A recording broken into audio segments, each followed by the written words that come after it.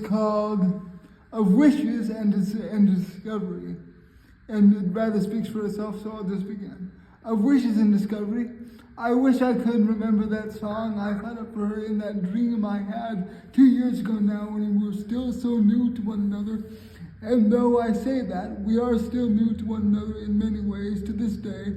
I wish also that I could see if her taste really is as savory as it has always been in my dreams, as distant as she is now, and as trying as that can be. I know that there is still plenty of time in which to find out that truth. That is something I wish for every single day. The only thing that coaxes me is the notion that she and I still do have time to discover one another.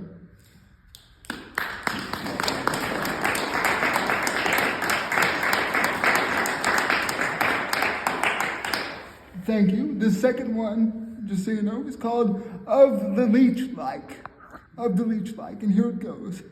I hate the way that these days, friendships that we make, especially by way of the electrical ether, seem to evaporate just after they become really solid. That is one thing that has always bothered me so much about such amicable arrangements, so to say.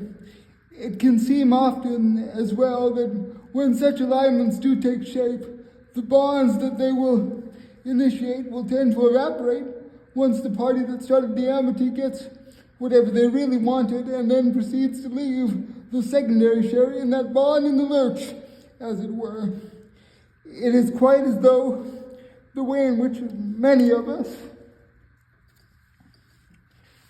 behave in friendships these days in many ways has a real tinge of the leech-like about it. And that is truly a sad thing for me to have to see.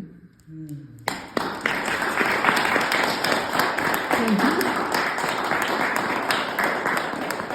Here at last is the third one, and please refrain from moaning because it's one of my oldest ones, and it's when my talent was at its most untamed. But here you go anyway.